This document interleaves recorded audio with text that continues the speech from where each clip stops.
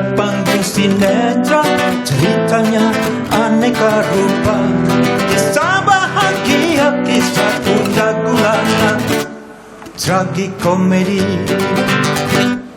Yang nonton tak kalah seru, ikut berduka, ikut bahagia, ikut sedih, ikut marah, ikut tertawa, ha ha ha.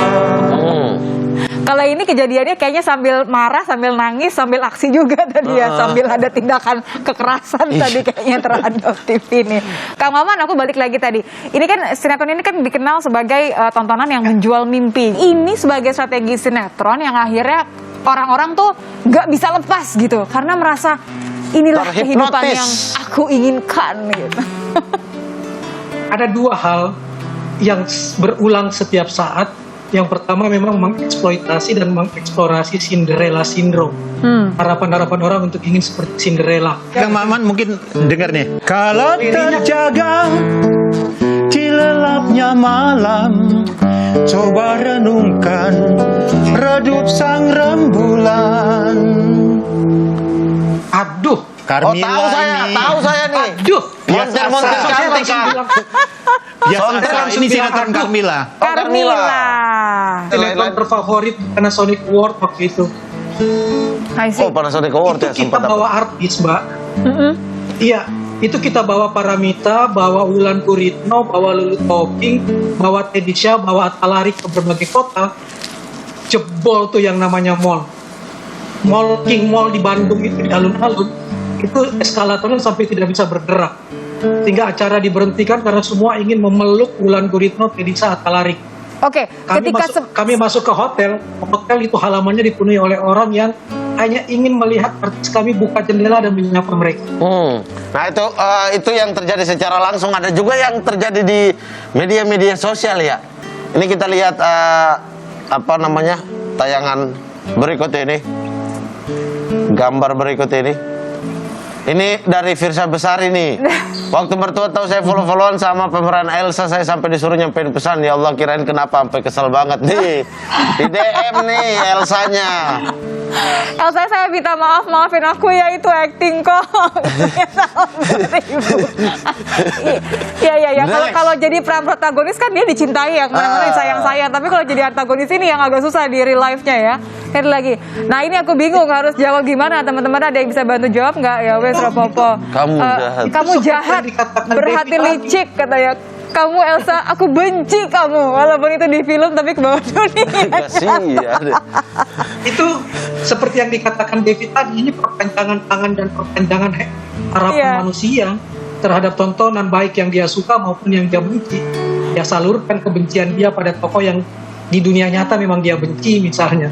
Lalu harapan dia salurkan pada tokoh yang protagonis menurut dia. Itu yang tadi dimaksudkan itu adalah menjual mimpi itu tadi. Sehingga salah satunya. Iya. Selain menciptakan cermin, dia juga menjual harapan. Nah makanya kita tanya ke penontonnya langsung nih, Nadia. Hey Nadia, Anda bertanggung jawab sini. Kayaknya belakangan jadi Nadia Hartawan nih kayaknya sekarang. Iya. Nat, kamu nonton sinetron udah dari lama apa baru Ikatan Cinta ini, Nat?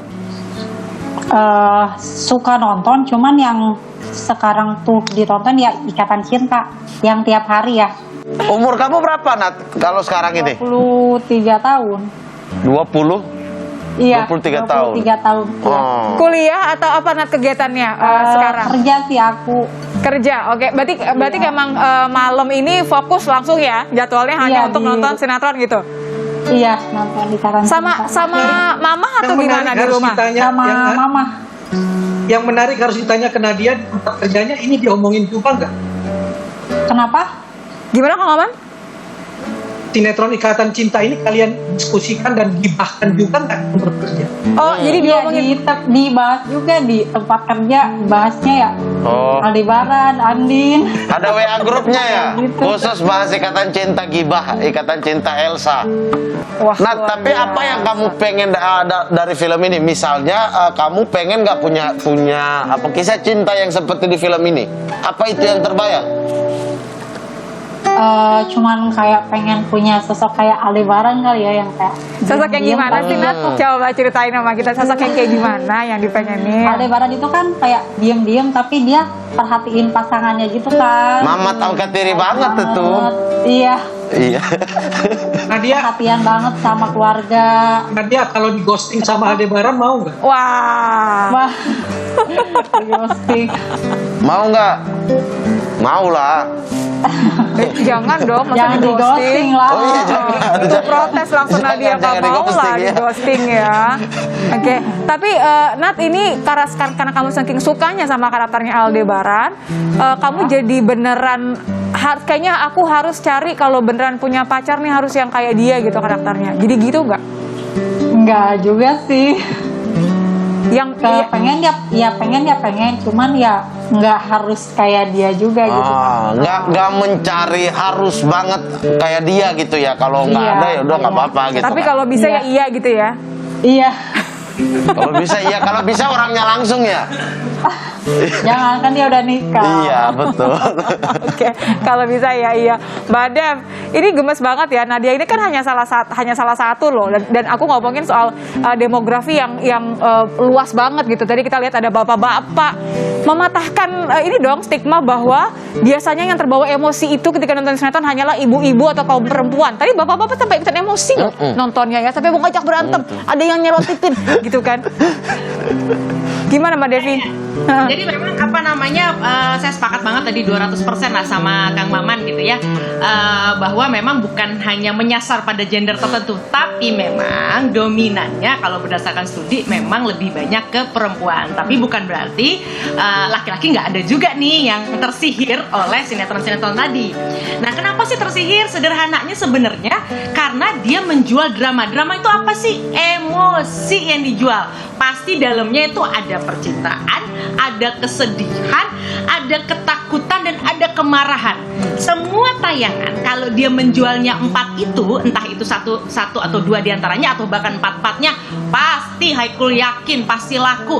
Baik itu tayangan diskusi sekalipun, kalau menjualnya 4 tadi, pasti heboh gitu ya. Jadi hukumnya sederhana, mau tayangan di dalam negeri, di luar negeri, mau jenisnya film, mau jenisnya diskusi, selama menjual drama yang intinya adalah menjual 4 Emosi tadi ya. selesai pasti laku keras.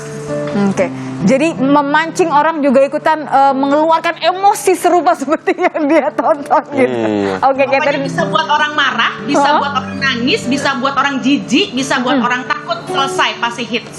Oke, jujur, Nadia pernah nangis nggak nonton episode ketika mereka apa namanya Nino sama Andin cerai, atau misalnya ketika di Karena kita pertanyaan hafal gitu banget kan ya.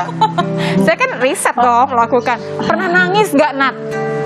Pernah sih, aku dulu pas episode waktu tahun baru itu kan tayangnya 3 jam setengah Iya, benar-benar spesial ya. Aku nonton di situ. Terus pas di akhir itu Andin tuh minum racun gitu kan demi Aldebaran. Dan saat itu Aldebaran baru ngaku kalau dia tuh cinta sama Andin. Jadi aku kayak ngerasa dia sedih banget gitu kan. Aduh. Akhirnya Al mengaku kalau dia tuh cinta sama Andin. Sebelumnya dia tuh orangnya gengsi banget untuk ngakuin itu sama Andin. Jadi Kamu cerita aja kita tertarik dong untuk nonton ini. jadi ketika melihat Andin ini terkapar gitu ya karena Iya, pengkhianatan baru dan Aldebaran bilang kalau dia tuh cinta sama Andin. terus kamu gimana responnya waktu itu? Ya kayak ya sedih banget, kemana aja sih gitu, baru ngakuinnya sekarang katanya udah kayak gitu.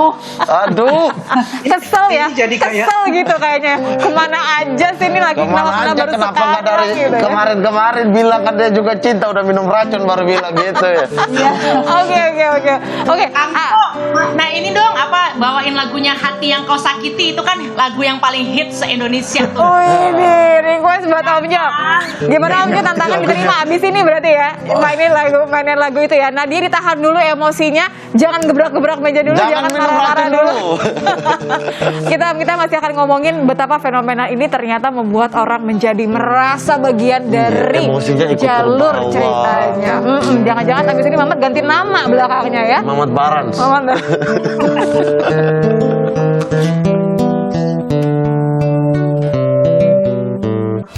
tidur pun, subuh pun, skenario udah jadi dibilang ubah. Detik ini adegan ini lagi bagus-bagusnya, terpanjang di adegan itu, diubah skrip sebelum datang ke lokasi syuting, itu bisa terjadi.